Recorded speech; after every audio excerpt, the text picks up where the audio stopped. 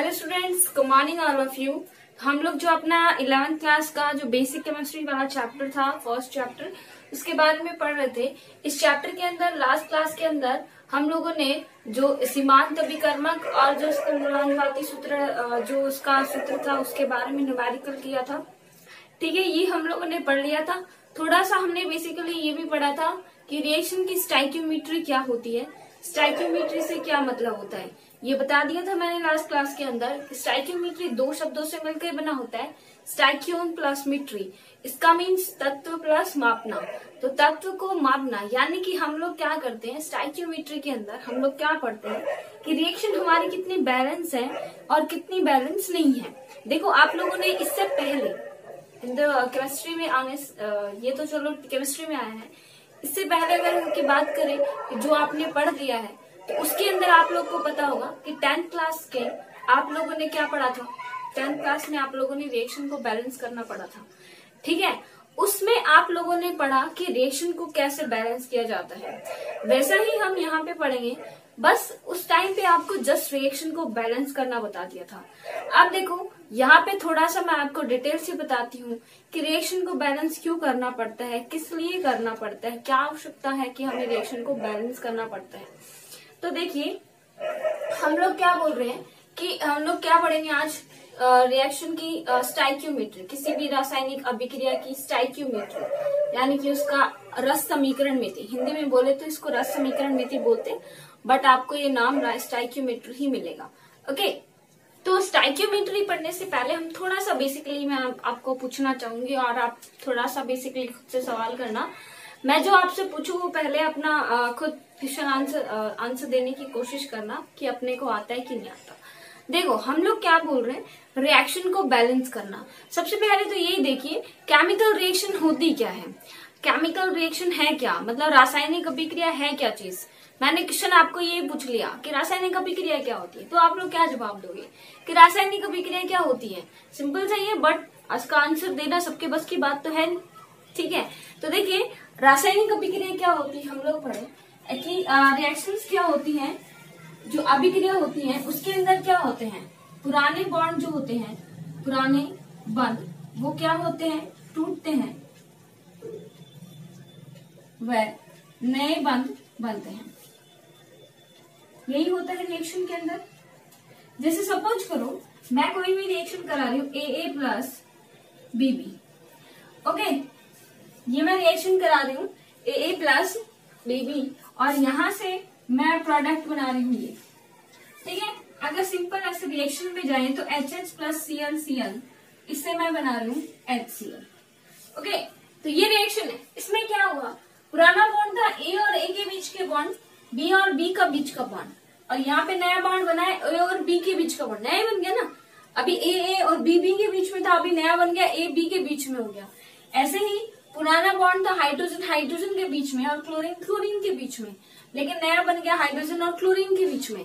यानी कि इसमें क्या होता है, रिएक्शन के दौरान, ड्यूरिंग ए रिएक्शन, रिएक्शन के दौरान होता क्या है, पुराने बंध टूटते हैं और नए बंध बनते हैं। अब यहाँ पे देखो, यहाँ पे आप लोग एक चीज देखना, यहाँ पे A की मात्रा कितनी है, 2, और B भी कितने हैं, 2, लेकिन यहाँ पे क्या है, A और B एक एक, यहाँ हाइड्रोजन 2, क्लोरीन 2, यहाँ पे क्या है, एक एक। अब आपको एक नियम मैंने बताया था, रासायनिक अभिक्रियाओं के संयोग का नियम, उसमें मैंने फर्स्ट लॉ आपको क्या समझाया था।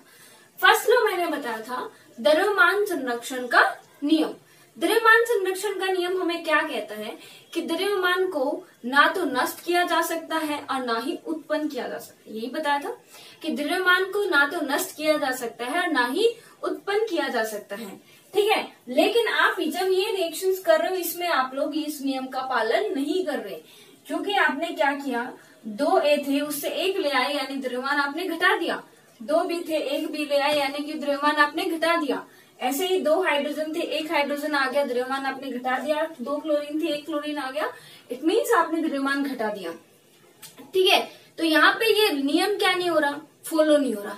तो इस नियम को हम पालना करने के लिए, कि ये नियम हमारा पालना हो जाए इस नियम की, हम लोग क्या करते हैं, रिएक्शन को बैलेंस करते हैं। ठीक है, तो हम लोग क्या कर देंगे, हम लोग अभी तक ये दोनों नियम की पालन नहीं कर रहे, लेकिन हम लोग इसके आगे जैसे ये लगा देते हैं तो अब बताना जरा, अब ये नियम का पालन कर रहा है, ठीक है, तो उसके बाद ये नियम का पालन कर लेता है। तो ये जो मैंने ये नई चीज लगाई है, ये मैंने यानी कि रिएक्शन को आगे क्या किया है, बैलेंस किया है।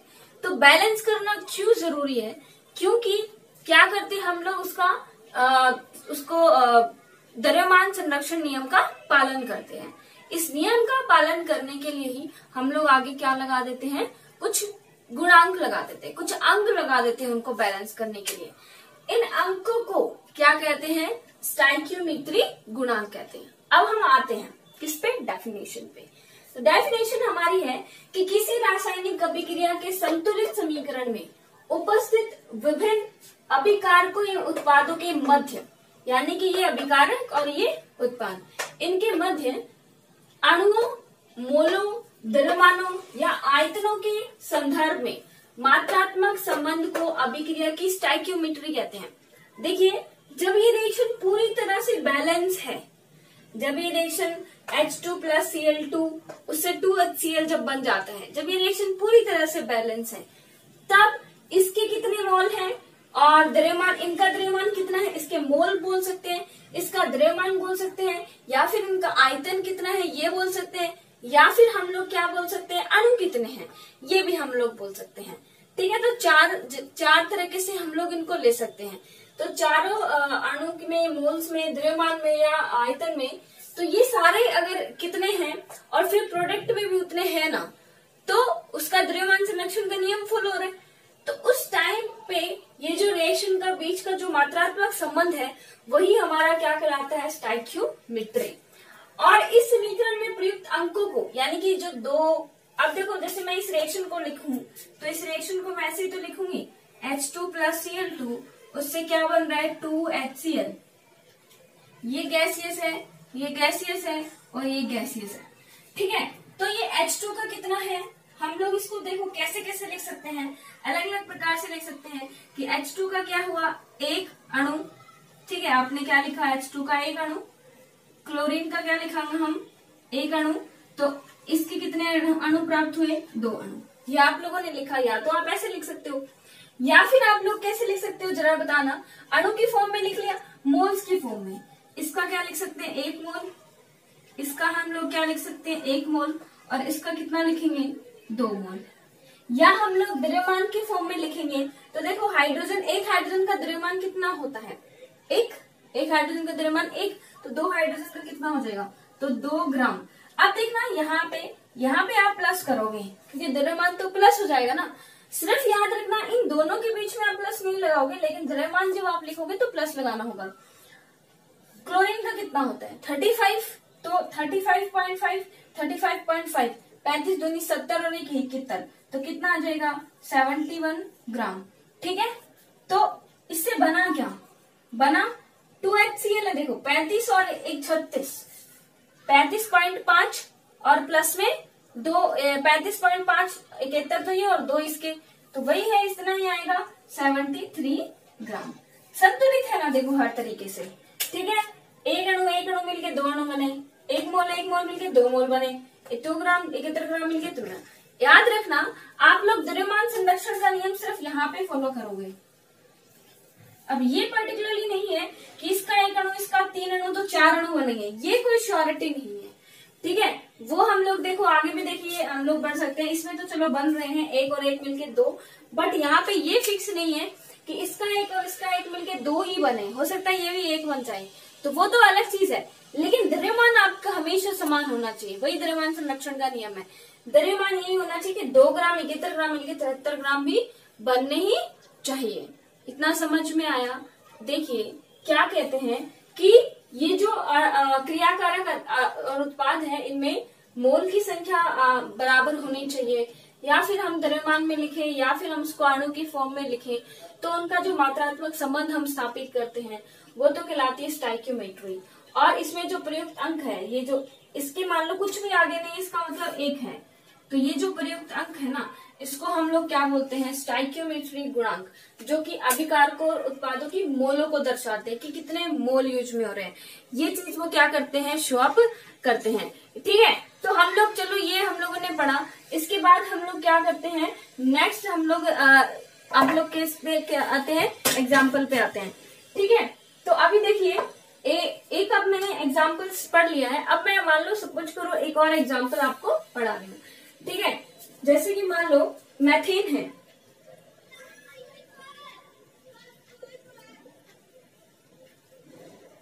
मैथेन का मैं दहन कर रही हूँ। दहन का मीन्स क्या होता है, मैथेन को हम लोग क्या कर रहे हैं, जला रहे हैं। ठीक है, तो हमने क्या किया, CH4 प्लस O2, इससे बनेगा CO2 प्लस जल। ओके, अब मैथेन गैस है, ऑक्सीजन गैस है, CO2 गैस है, बट ये लिक्विड है, तो ये हम आगे इसके लिख देंगे। अब मुझे एक बात बताना, रिएक्शन बैलेंस है क्या? रिएक्शन अगर बैलेंस है तो हम आगे चलते हैं। पहले हिट एंड ट्रायल विधि, यानी कि जो भूल चूक विधि होती है, जैसे हम लोग लगा लगा के देख लेते हैं कि जच रहा है कि नहीं जच रहा, वही अपनाते हैं। फिर मैं इसको बेसिकली बताऊंगी कैसे कैसे करते हैं। तो पहले देख लो, एक कार्बन है, एक कार्बन इधर है, हो गया। 4 हाइड्रोजन है, इधर 2 हाइड्रोजन है, इसके आगे हमने 2 लगा दिया। अब देखो 4 हाइड्रोजन हो गए। अब देखो ऑक्सीजन कितने हैं, 2 ऑक्सीजन ये और 2 ऑक्सीजन ये, 4 ऑक्सीजन, और इधर 2 ही ऑक्सीजन है तो 2 ऑक्सीजन। ओके, अब इतना कितना, ये क्या हो गया, ये आपका हो गया एक बैलेंस रिएक्शन। अब बैलेंस रिएक्शन में हम लोग क्या देखेंगे, अणु। तो इसका एक अणु मैथेन का, और ऑक्सीजन का कितना अणु, 2 अणु, मिलकर एक अणु किसका बनाते हैं, कार्बन डाइऑक्साइड का, और 2 अणु किसका बनाते हैं, जल का। ठीक है, ऐसे ही अगर मोल्स लेंगे तो 1 मोल इसका, 2 मोल ऑक्सीजन का, तो 1 मोल बना CO2 का, और 2 मोल बना H2 का। ठीक है, फिर हम अगर इसका ग्राम के फॉर्म में लेते हैं तो बताना जरा, कार्बन का कितना होता है, 12 प्लस हाइड्रोजन 4, यानी कि कितना हो गया टोटल, 16 ग्राम लिख दूं मैं, 16 ग्राम। याद रखना, आप लोग क्या कर सकते हो, सकते हो इसको ग्राम में लिख सकते हैं हम लोग। तो ये हम लोग का क्या हुआ, कार्बन का 1 तो 12 और 4 हाइड्रोजन के तो 16 ग्राम। इधर देखिए, एक ऑक्सीजन का कितना होता है, 16, एक ऑक्सीजन का कितना होता है, 16, और ऑब्वियसली यहाँ पे कितने हैं, O2 है, यानी कि 2 ऑक्सीजन तो 16 दूनी 32, फिर 2 इसके आगे में मल्टीप्लाई है, तो 32 दूनी 64 ग्राम, तो ये 64 ग्राम हो गया। फिर ये वही है 12 प्लस O2 मीन्स 16 दूनी 32, ये हो गया। तो 32 और 12 कितना हो जाएगा, 4 और 3 44 ग्राम CO2 दिया है। और H2 बताना जरा क्या हुआ, बताना जरा। H2 का कितना होता है, 18, ऑक्सीजन का 16 और 2 हाइड्रोजन का 18, और 18 दूनी 36, तो 36 ग्राम। ओके, तो ये तो हो गया किसकी फॉर्म में, अणु की फॉर्म में, ये मोल्स की फॉर्म में, और ये द्रव्यमान। अच्छा, आयतन देखिए, आयतन का किस टाइप से लेते हैं, STP या HTP ये जो होता है, इस पर हम लोग 22.4 लीटर, ठीक है, मोस्टली हम लोग कितना लेते हैं, 22.4 ग्राम 4 लीटर लेते हैं। ठीक है, ये हमारा स्टैंडर्ड वैल्यू है। तो आप लोग क्या करो, इस H2 को भी गैसेस में ही बन जाएगी। आप लोग क्या करोगे, एक को इतने लीटर के बराबर मानेंगे, एक अणु को। तो एक अणु है, यानी कि CH4 का 1 है, तो 22.4 लीटर। ठीक है, 22.4 लीटर। अब 2 अणु है, यहाँ पे कितने अणु, इसके 2 अणु, 2 अणु है, तो 22.4 को किससे गुणा कर देंगे, 2 से, तो कितना हो जाएगा 8.44.8 लीटर। अब देखिए CO2 का 1 मोल है वापस से, तो 22.4 लीटर, और इधर कितने मोल है, 2 मोल है, तो 44.8 लीटर। इस प्रकार से हम लोग क्या करते हैं, इनका आयतन भी निकालते हैं। तो ये आपको पता होना चाहिए। देखो फिर से मैं आपको एक चीज बताती हूँ, क्लियरली करते हैं हम लोगों ने क्या पढ़ा कि रिएक्शन होते हैं, इसके अंदर जो पुराने बंध टूटते हैं, नए बंध बनते हैं। जो मैंने आपको समझ आ रहा है वो मैं आपको रब कर देती हूँ, फिर आपको बताती हूँ। रिएक्शन के अंदर पुराने बंध टूटते हैं और नए बंध बनते हैं, ये चीज सबको समझ में आई, ठीक है। फिर हम लोग इसका बैलेंस करना देखते हैं कि H2 प्लस Cl2 2HCl बना, तो इसको अणु की फॉर्म में लिख सकते हैं, मोल की, ग्राम की, और लीटर की फॉर्म में मैंने आपको बताया कि एक को आप 22.4 लीटर, ये आप लोग को फिक्स है, याद रखना पड़ेगा। तो 22.1 मोल को आप 22.4 लीटर के बराबर मानोगे, तो इसका 22.4 हो जाएगा, इसका 22.4 हो जाएगा, तो इसका 44.8 लीटर हो जाएगा। ठीक है, तो ये अपना हुआ। फिर हम लोग और देखते हैं कि इसलिए इसका नया उदाहरण ये वाला, तो इसके अंदर देखते हैं मैथेन का दहन, तो कार्बन जो होता है 2O2 CO2 H2 में टूटता है।